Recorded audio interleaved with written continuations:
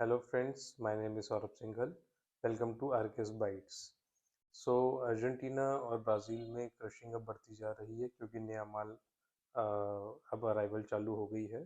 अभी हम अर्जेंटीना की बात करें तो अर्जेंटीना में सनफ्लावर और सोयाबीन का जो अप्रैल एंड का जो प्लांट स्टॉक आया है वो बहुत पिछले साल से काफ़ी ऊंचा है। ऐसे में सप्लाई का प्रेशर वहाँ पे रहेगा ही।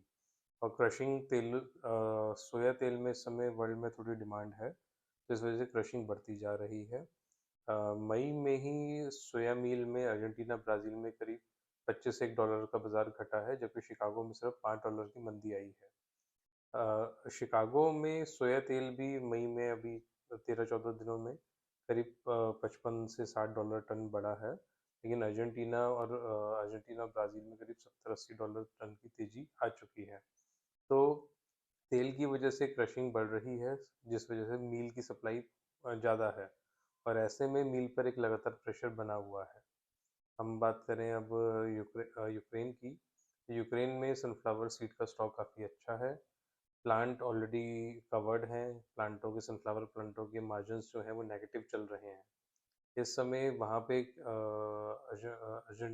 यूक्रेन के किसानों को सनफ्लावर बेचने में दिक्कत आ रही है क्योंकि प्लांट वाले इस समय लिवाल नहीं हैं। और इस समय वर्ल्ड मार्केट्स में सनफ्लावर को अभी बहुत ज़्यादा सपोर्ट नहीं मिल रहा है क्योंकि सारा डिमांड का सपोर्ट सोया और पाम की तरफ शिफ्ट हो रहा है। पिछले दिनों पाम मंदा हुआ था तो पाम में भी डिमांड निकलनी चालू हुई है। इंडिया का मई में इंपोर्ट पाम तेल का करीब 5.5 लाख टन होने की पॉसिबिलिटी बनती है। अपना इस मई में मलेशिया से चाइना और इंडिया दोनों की पाम तेल की डिमांड थोड़ी बेहतर रहने की पॉसिबिलिटी है। इस समय 1 से 10 मई के दौरान जो मलेशिया से पाम तेल के एक्सपोर्ट की फिगर्स आई हैं, उसमें फूड यूज़ के लिए पाम का एक्सपोर्ट बढ़ रहा है। मतलब ये कि जो पाम पिछले काफ़ी महीनों से फूड यूज़ में नहीं जा रहा था, जिसमें डिमांड कम थी, जिसमें उसकी हिस्सेदारी सोया की, कॉटन की, मस्टर्ड की, सनफ्लावर ने अपनी जगह बना ली थी। लेकिन अगर फूड यूज़ में पाम अब जाना चालू हो गया है, तो इसका मतलब ये हुआ कि बाकी तेलों की डिमांड भी अब धीरे-धीरे कम पड़ेगी और पाम उस डिमांड को अपने आप ग्रैब करता जाएगा।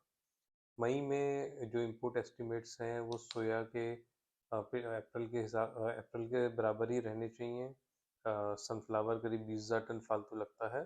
पाम का इंपोर्ट ज़्यादा रहेगा और अगले महीनों में पाम का इंपोर्ट इंडिया में लगातार बढ़ता जाएगा।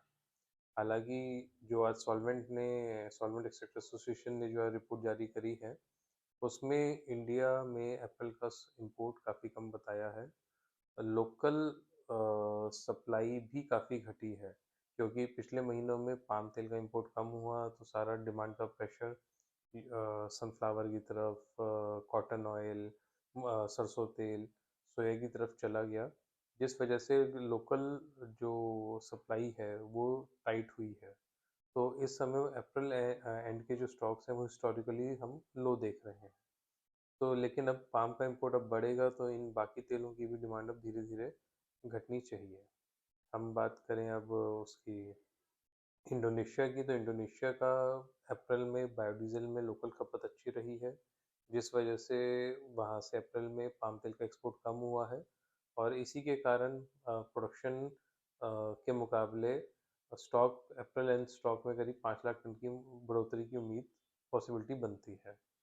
अब मलेशिया के जो अप्रैल एवरेज रहे हैं एक्सपोर्ट प्राइसेस, उसमें मार्च के मुकाबले पाम फैटी के प्राइसेस जो हैं वो करीब $50 घटे हैं। पामोलिन के भाव एवरेज $50 घटे हैं।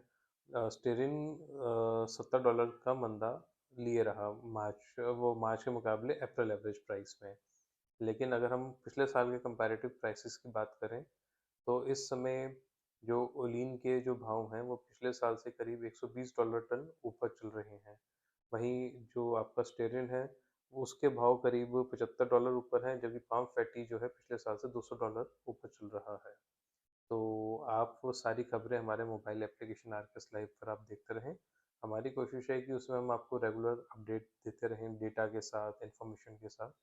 और इसमें आपको केएलसी, सी बॉट सब हम आपको 10-10 मिनट के अब इंटरवल्स पे आपको देते हैं।